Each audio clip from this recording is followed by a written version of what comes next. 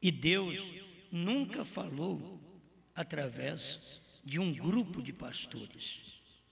Deus sempre falou através de um. Se nós notarmos, no início, Deus falou através do irmão Martins, aqui no Brasil. Mas depois do irmão Martins, Deus falou através do pastor Joaquim. Não tem nada a ver aqueles homens que seguem depois quer dar suas opiniões. Então, quando cada homem deste deu lugar para os outros dar suas opiniões, como a dizer, é um companheirismo, então você pode dar sua opinião, e aí formou vários pensamentos. Se eles não tivessem deixado expor opiniões e simplesmente ficar com a mensagem, então nós teríamos a mensagem da maneira perfeita. Ela só não está da maneira correta porque outros colocaram suas interpretações depois que Deus levanta um homem. Isso é tanto o profeta como um pastor e assim por diante. Quando Deus levanta um homem para pregar uma mensagem, então os demais devem acompanhar aquilo, porque Deus não vai falar através de 2 ou 3 homens, Deus fala através de um. Os outros têm que estar ouvindo aquilo, aprendendo e transmitindo a mesma coisa, não entrando em choque, não mostrando uma opinião melhor, certo? Maior, melhor. Não, ele deve estar sempre seguindo aquela linha que é aquela da revelação. Então, eu estou mostrando para vocês que o erro também do Brasil foi isso. Se tivesse ficado só com um homem ensinando, seria melhor do que um grupo.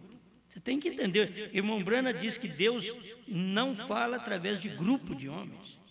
Então, se Deus fala através de um, porque Deus é um. No tempo que Deus dá aquela luz, é através de um homem. Não adianta 2, 3 levantar, querer aparecer. Não adianta Deus dar a luz através de um homem. O irmão Martins teve o seu tempo. Quando ele começou no Brasil, trouxe a mensagem, serviu para trazer a mensagem, mesmo crendo na ressurreição isolada do irmão Brana. E quando nós começamos lá, por volta de 72, também todo mundo cria assim, na ressurreição isolada do irmão Brana. Entende? Aí depois o pastor Joaquim viu que não era daquela forma, e Deus o usou para semear a mensagem no Brasil e evangelizar o Brasil e 7 nações vizinhas. Isso é coisa que não discute, já está feito. Só que não é só isso.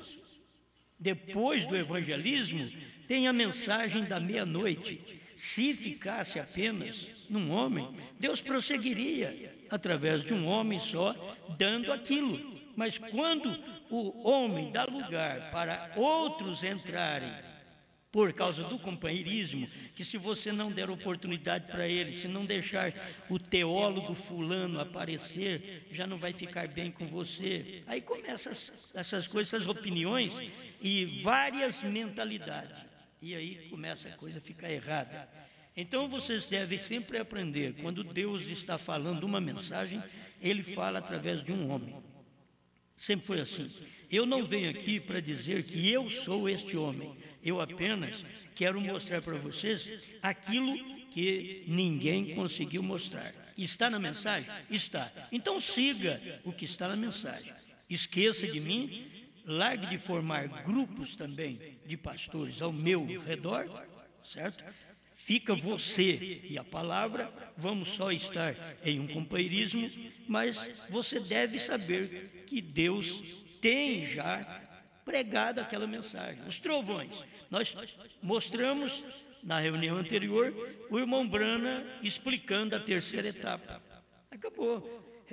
Nós já ouvimos que eles pregam uma terceira etapa sem interpretação, quer dizer, sem explicação. Mas o irmão Brana pregou e explicou. Ao mesmo tempo que Deus falou para ele não dizer, depois ele veio, já tinha vencido aquele tempo, ele veio e explicou. Ao mesmo tempo que não podia saber o dia e a hora da vinda do Senhor, não do rapto, Mateus 24, 36, não é o rapto, é a vinda. O povo precisa entender isso, gente. Mateus 24, 36, aquele dia e hora, ninguém sabe, não é o arrebatamento. Aquilo foi a vinda do Filho do Homem. Então, até aquele dia não podia falar, irmão Branham não podia falar nada, Deus falou para ele não falar nada, porque nem os anjos do céu sabiam, nem o Filho, unicamente o Pai. Era algo que Deus ia revelar, ia pregar para o povo através do sétimo anjo, e depois de pregado, ele ia mostrar que já estava lá revelado, como dia e hora, que hoje não tem que discutir. O sétimo selo, o silêncio, não tem que discutir. A quase meia hora de silêncio foi sob o monte pôr do sol. Já aconteceu isso daí, 28 de fevereiro de 1963, das 18h10 às 18h30, quase meia hora de silêncio. Aquilo já aconteceu. O que era aquilo? Dia da vinda, que ninguém sabia. Então, eu não estou aqui dizendo, eu sei, eu estou dizendo para vocês que já cumpriu. Certo? Que já cumpriu e que o William Branham mostrou isso na mensagem. Então está tudo pronto. O dia da vinda está pronto. Agora falta o dia do rapto. Então você está esperando o arrebatamento agora. Nós todos aguardamos o arrebatamento. Mas para fazer esse arrebatamento, se necessita de 7 trovões. Depois eu vou falar outra vez sobre o novo nome. Vou ter que pregar. Eu já estou pregando separado, assim eu vou pregar também. Irmão Branham explica hoje sobre os 7 trovões. Vamos acompanhar isso. Depois o irmão Branham vai explicar para nós sobre o novo nome. Mas sobre os 7 trovões, está aqui. A perguntas e respostas número 4, vamos começar por ela. Olha, todo mundo da mensagem que tem essa mensagem aqui, ele já sabe disso. Ele só não crê. Agora, eu não posso fazer eles crer. Sabia, eles sabem. Mas eles não crêem. Se cresce, pronto, não ficaria aí com problema. O que são os trovões? Vou mostrar para você o que o irmão Branham diz, o que são os trovões. Não Osmar, o que são os trovões? William Branham falando o que são. Agora, vocês que são seguidores de William Branham, devem saber que é ele. Deus usou, foi um homem. Deus não usou teólogo ao lado do irmão Branham para poder explicar mistério. Não. Até o mistério da deidade, Deus não usou teólogo, Deus usou Branham. Deus usou profeta. Deus não usou teólogo para explicar o mistério da deidade. O irmão Branham explicou. Agora, se vem teólogos depois que andaram com o irmão Branham e explica de uma forma errada, como dualidade, então você deve largar disso. Você deve tomar o que é correto. Agora, muitas vezes os corações das pessoas são muito sensíveis à popularidade, a nome, a ficar ao lado de um homem que tem nome. Eu quero ver você ficar ao meu lado, que eu não tenho nada. Certo? Fica ao meu lado. O William Branham, um homem de 7º grau, ele diz, aquele que ficar ao meu lado estará num terrível lugar. Mas muitos queriam ficar ao lado dos outros pregadores, como Billy Graham, que era acima. Se falar em estudo, em todas as coisas, Billy Graham e outros homens, mas não. Até no ministério do irmão Branham, homens acima do irmão Branham no estudo, mas na revelação, nunca, nenhum homem se igualou ao William Marion Branham. Então eu estou aqui para dizer para vocês que o que William Branham falou está falado. Se a Bíblia diz que nos dias da voz do 7º anjo, ele revelaria os trovões, que até foi ouvida as vozes dos trovões por João.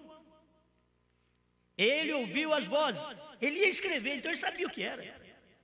Ele sabia o que era. Tem hora que nós ficamos aí com muito problema, é um mistério. João sabia. Ele ia escrever, Deus falou, não, vamos deixar isso daí em segredo, que o 7º anjo chegar. Ele fala sobre isso daí, quem quiser crer, crê. Os meus vão crer mesmo, minhas ovelhas ouvem a minha voz, a voz de Deus é um profeta no dia. Ele, se você não ouve isso daqui, não quer isso daqui, porque eu não estou no seu companheirismo, você tem que entender que você é que tem que estar no companheirismo de Branham, no companheirismo da palavra. Não existe esse negócio de reunião de pastores, concílio de pastores e plenário de pastores e mentalidades de grupos de pastores e que cada um tem que se sujeitar, não.